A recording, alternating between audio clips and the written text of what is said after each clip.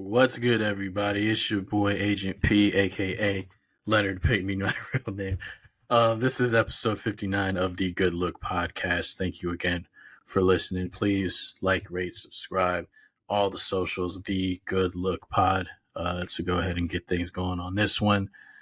Let's get it started, man. And I really want to just shout out really quick, not even really quick, just want to shout out women's college basketball, man. They're on fire to start the season. Honestly, I think they're going to be more popular than the men's game for this season because there's so many storylines, so many big names we can talk about with the women's game this year. Obviously, we got our girl Caitlin Clark over in Iowa, Angel Reese in LSU, Haley Van Lith over at LSU now too. But a person who made a big splash was Malaysia Full Wiley, top recruit out of South Carolina. She had the internet going crazy, had a dope ass behind the back layup. She went behind her back in the lane, scooped it up with the right on the left side. Very nice. She had 17 points in her debut. She put on a show. And then the number one player in the country, Juju Watkins, she plays at USC, had a 32-point debut, and that is the most points in a debut in USC history, passing the legendary Lisa Leslie for most points in a USC debut. And number one LSU, speaking of Angel Reese, they actually lost their first game of the year. They played the game in Dallas. It was against Colorado. And it just wasn't going for them that night. So we already got some early storylines for the women this year. I'm excited to see how their season pans out. I'm definitely going to be paying attention for sure. Let's get into the in-season tournament, y'all. In-season tournament happened. My first impressions are I loved it. I think I don't know if I'm in the minority saying that I love it, but I'm a guy that loves a lot of different kinds of basketball, so having the in-season tournament is something that's just right up my alley. And not just that, but I talked about it on my last pod too. I really like English Premier League soccer. I like world football, and I've been messing with that for a minute. So having some of those elements trickle over into my number one sport is something that I'm definitely signing up for. It's really cool to see that they're starting to do this, and obviously, I think the games went really well. You had the Warriors and the Thunder. That was an incredible game. Even games that shouldn't have been good, like Portland and Memphis, that game ended up being really good too. So all around, I think the first night was really good. So many nice performances from a bunch of different teams. I think there are people who were complaining a little bit. They said that this tournament's happening maybe a bit too early, and that there's no incentive for the postseason. So I think on those fronts, I would say, hey, man, if we want the regular season to matter, if we want this tournament to matter, it can't be predicated on having anything to do with the postseason. I want this tournament to mean its own thing and be special for its own special reason. Now, obviously, Adam Silver hasn't made it a secret. He wants to try to compete during this tough window with the NFL being on right now to try to get some more eyes on NBA basketball during a time that really isn't known for a lot of consumers to watch NBA basketball right now. It's mostly NFL, mostly college football. So they're coming in on these non-traditional football days, Tuesdays and Fridays, to try to come in and pique some interest here in watching some basketball. I believe the numbers compared to last year, was it November to this November for the play-in day, it was more than double the viewership. So the NBA did a good job of making this feel important. Obviously, the big old courts being bright as hell. Everyone has their own opinion on it. I like them. It's just because it makes it different. I like that the tournament is its own thing. I want it to stand out. Jerseys are a little crazy. That's a little different story, but I like the fact that they're trying to make this mean something. So in the second part, obviously, with the playoffs, I just don't want any of this to be part of the postseason. It's a one-time tournament.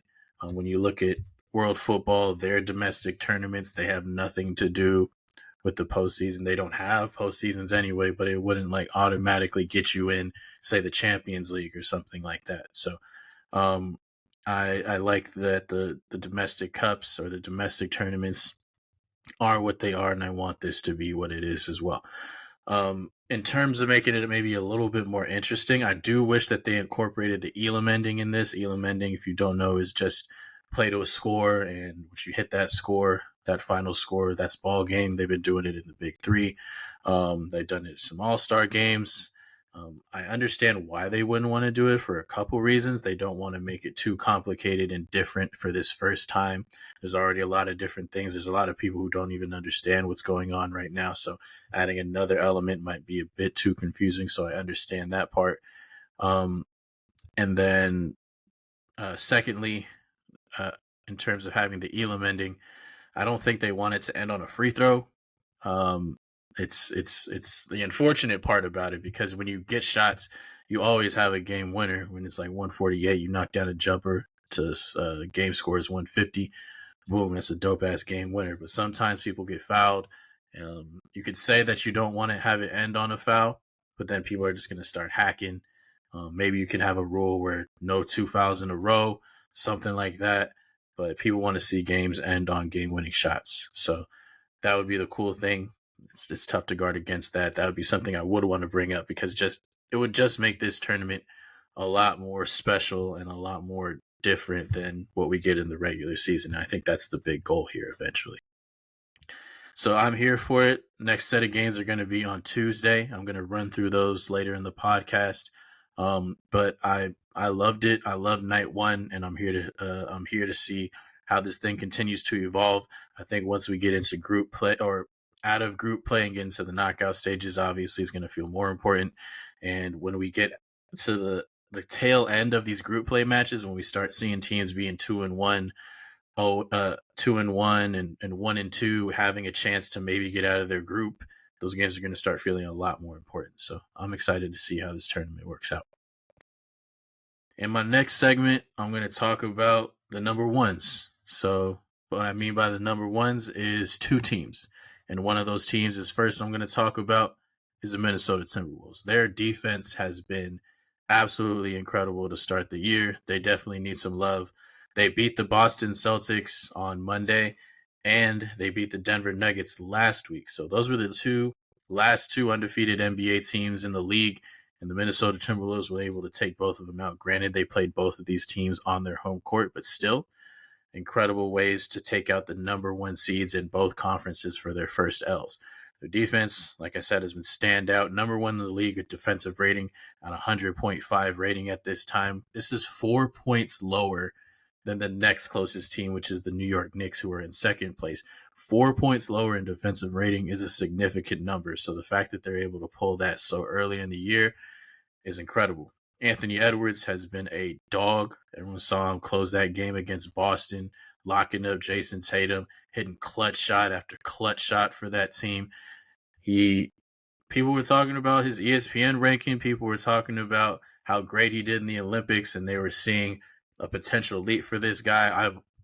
I've liked Anthony Edwards pretty much since his second year. I was honestly very skeptical about him, but as soon as I started watching the dude hoop, you can tell he's just a guy who's a natural scorer who, as time goes on, is going to continue to improve his playmaking, and he's so athletic. He's got the frame to be a really good defender. You saw it on that last possession, or one of those last possessions with Jason Tatum. So I'm very bullish on his future, and I think this year is definitely he's primed for a leap.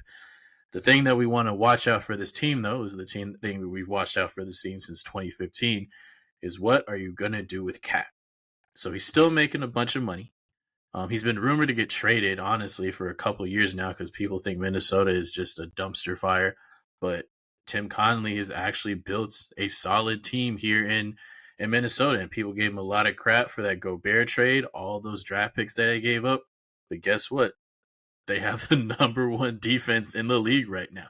Gobert has been incredible on the back line, and Cat has been but they have Naz Reid and especially Jaden McDaniels holding it down for them on the defensive end. When they played Denver, he was the point of attack defender against Jamal Murray, and not only can he use his length to bother smaller guards, but he can also get up in you, be physical. Even though he's a bit of a wiry frame, he is an incredible defender. He keeps this up. Obviously, he's going to be first team all defense this year. So, man, that is an incredible player. They got other guys on defense like Nikhil Alexander-Walker, Naz Reid, who isn't really a big time defender either, but he can move a little bit, and he's actually third on the team in scoring. It's crazy. But that's why I brought up a little bit earlier. We're talking about Cat. What are we gonna do with this guy? He fouled out in the Celtics game. He had 7 points, I think 6 turnovers or 7 points and 7 turnovers within 6 fouls to foul out of the game. Just a terrible performance in a game that Minnesota was able to win without him. Naz Reid actually has better numbers than him. He's averaging just 1 point less than Cat. And when you look at this team and how they're continuing to construct themselves, is Cat someone you want to keep around? I'm not sure anymore. I've I've been on the side of trying to get rid of Cat. I I don't believe he's a winning player. He's a big man that just shoots a bunch of threes, try to put all that noise out there that he's the best shooting big man of all time, which is ridiculous. And the guy who just seems very delusional. If you listen to the way he answers his questions in the media and podcasts, he just doesn't get it.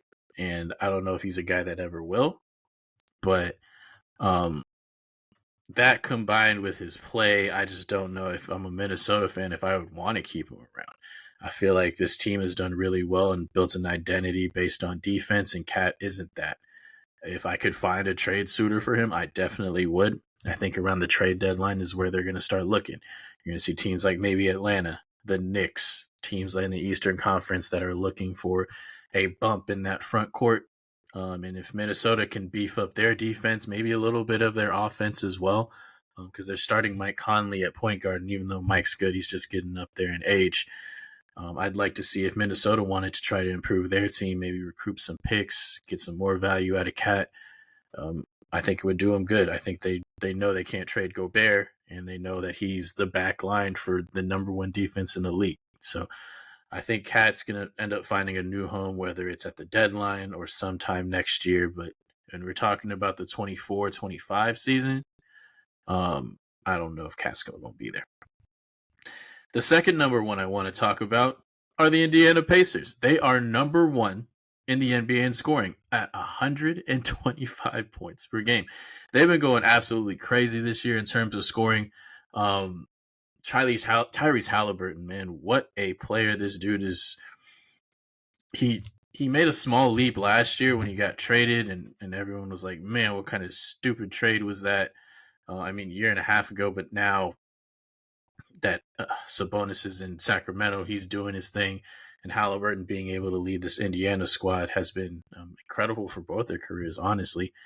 Tyrese right now is averaging 24 points and 12 assists on almost 50-40-90 splits. He's missing it by 1%. Right now he's shooting 49% from the field, 40% from three, and 93% from the free throw line. He commands that offense so well.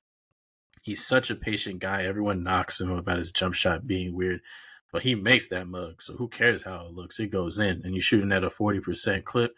I don't care what it looks like as long as it's going in. But on the most, I guess in totality for this team, what they mostly do is do it by committee. Right now they have 7 different guys averaging double digits in scoring for this team. And just like to spearhead that example, their game on Monday against the Spurs, by the way, they dropped a $154 or $152 on them. They had 14 different players score in that game, including 6 in double figures. Let me just say that again. I understand it's a high score, so you're going to get more players in, but 14 different players for the Indiana Pacers scored in that game, 6 in double figures. You've seen Bruce Brown, their new acquisition from the Nuggets. Even though he was overpaid, he's off to a good start for them. Benedict Mathurin, Obi Toppin, Aaron Nesmith, Miles Turner. They got some players, Buddy Hield. They got some players on this team. But the one thing that is most likely going to hold this team back is that they not only give you buckets, they give the mugs up too, because they are 28th in the league in defensive rating. So the other, I believe it was last week or maybe a little bit more than that, they played the Boston Celtics, and the Boston Celtics scored 155 on Indiana. So as much as Indiana gives, they also give it up. So if they can find a way to get into like the middle of the pack defensively and not be one of the worst teams, then we're talking about a team that you have to be serious about. I still think they're a bit too young, so I'm not really projecting them to do anything significant this season. But you start adding some more significant defensive pieces. Like if you had a point of attack defender like a Jaden McDaniels on this team, you just need to add little pieces here and there like that. Because Miles Turner is a good shot blocker. He's been averaging over 2 blocks a game for his career. I like having him in the back line. But the rest of the guys, it doesn't look like you're dealing with a team that really has defense on their mind most of the time. They're just trying to get the bucket, grab the ball at the goal and just go. So if they can find a way to just get some defenders on that team, they'll be much more likely to go ahead and be successful in this league. But for now, they're just a young, fun team. So if you want if you want league pass and you want to watch somebody exciting, hey man, go ahead and watch those Indiana Pacers. They're going crazy. We talked about last week James Harden, and he got traded to the Los Angeles Clippers. The Clippers finally unveiled him, and he finally made his debut Monday night at New York, where the Clippers ended up losing 111-97. Now, there are some built-in excuses for this loss. They actually had a really weird quirk in their schedule where they haven't played for 5 days in a row.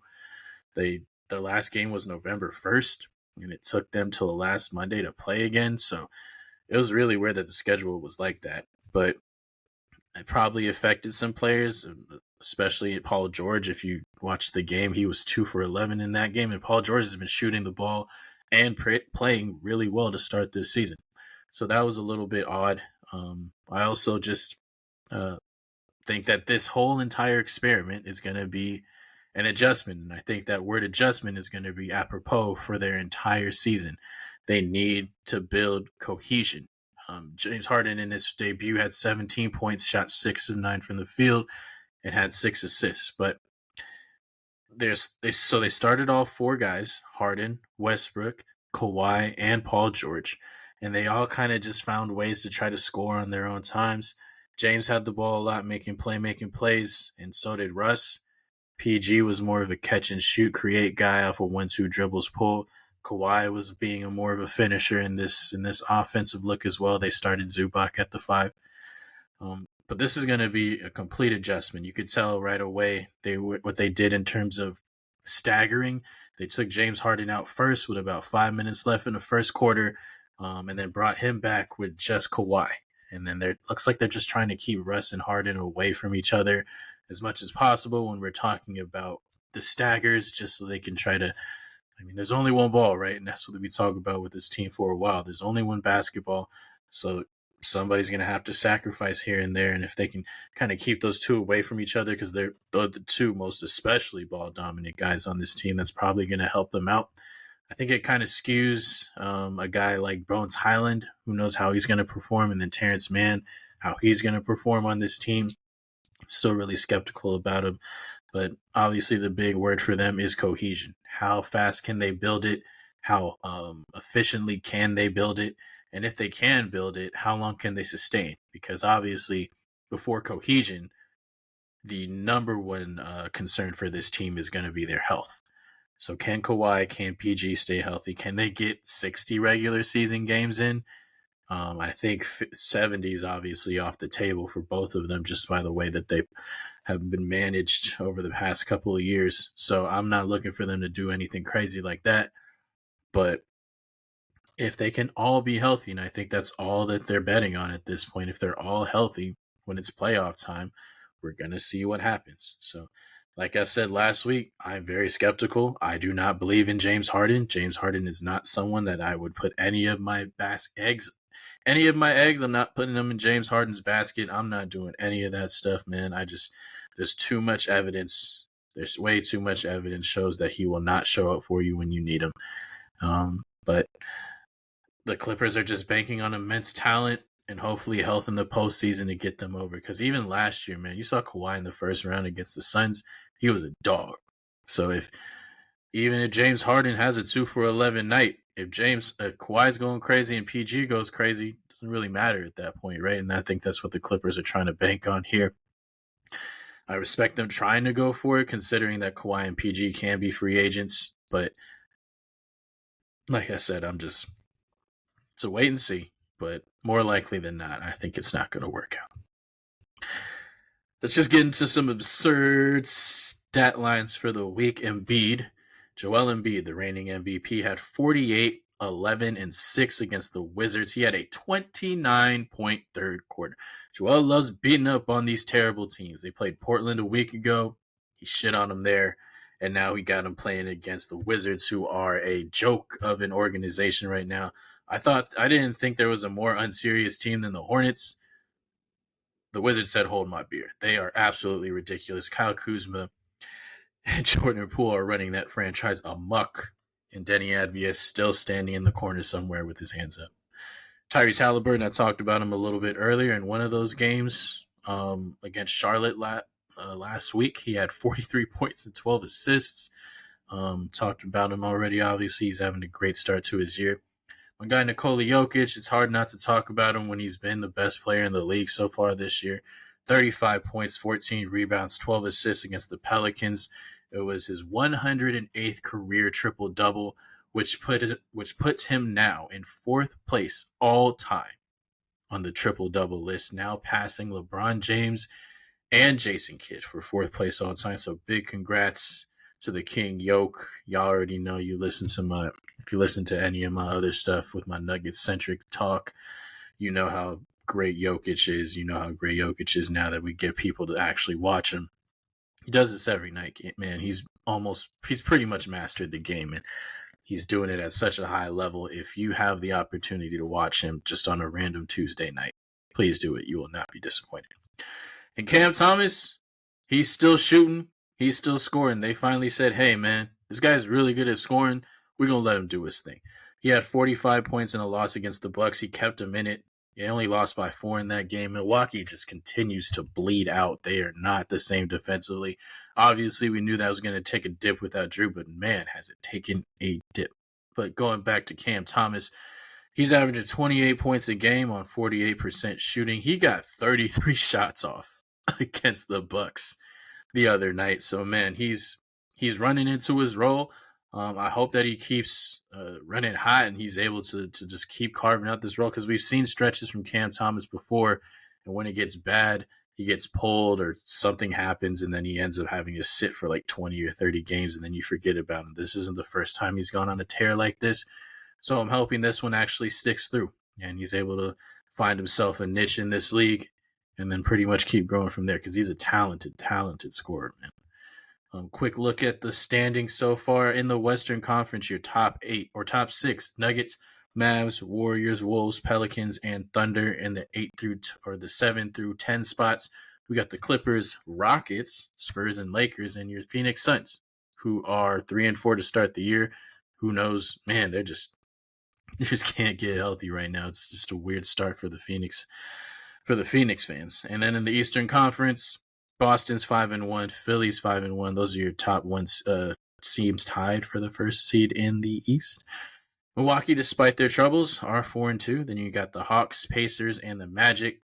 Following those 6, you have the Cavs, Nets, Knicks, and Heat.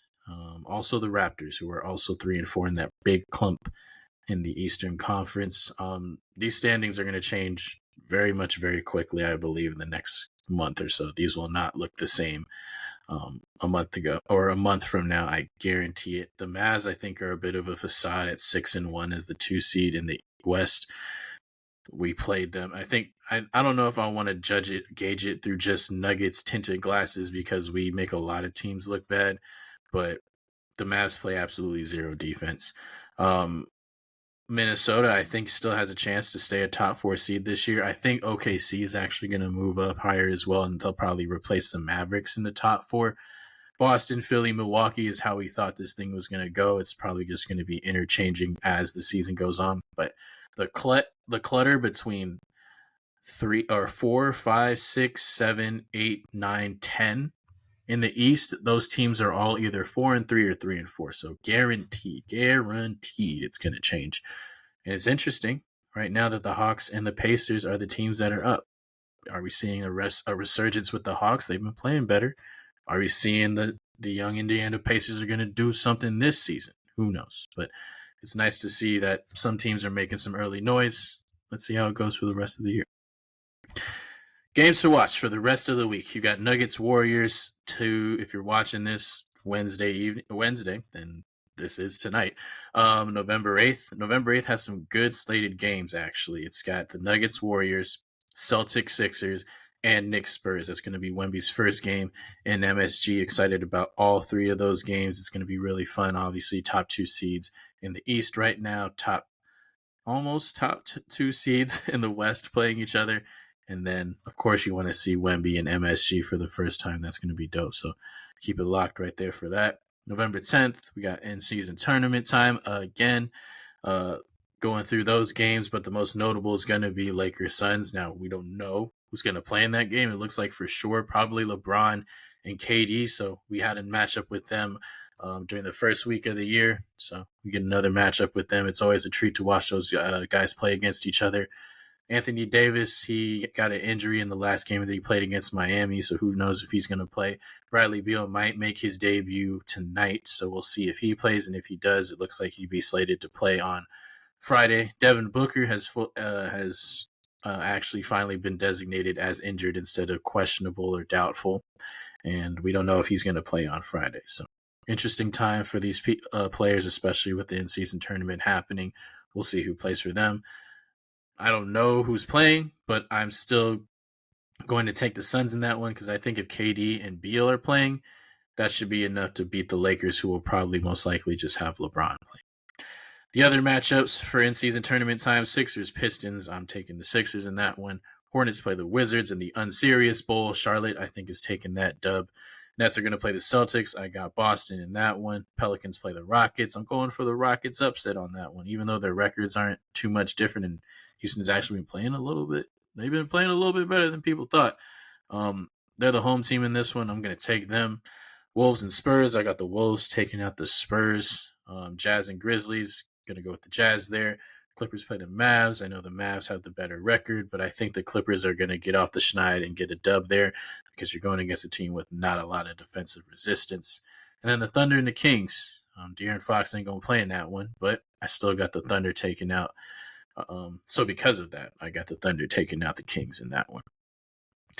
So thank you guys again for listening. My song recommendation for the week is by an artist named Ojereme. This female artist just released an EP called The Interludes. It's only 4 songs, but they are all interludes, which is why it's called The Interludes. I love it. I think it's a very smart, quirky, little fun idea. Burn through it really quick, really nice listen. The songs that I would recommend is called Pissed Off from the EP, but there's all 4 songs banked, so make sure you go ahead and listen to it. Ojereme, Ojerime. It's your boy Leonard Pinckney, aka Agent P, aka LP, aka all them things. Thank you for listening to episode 59 of the GLP. Make sure you follow, like this video, share the podcast on the socials at the Good Look Pod. And thank you guys again for listening. I'm gonna have another episode out, episode 60. Man, that's crazy to me. Episode 60. So appreciate your time. Have a good one.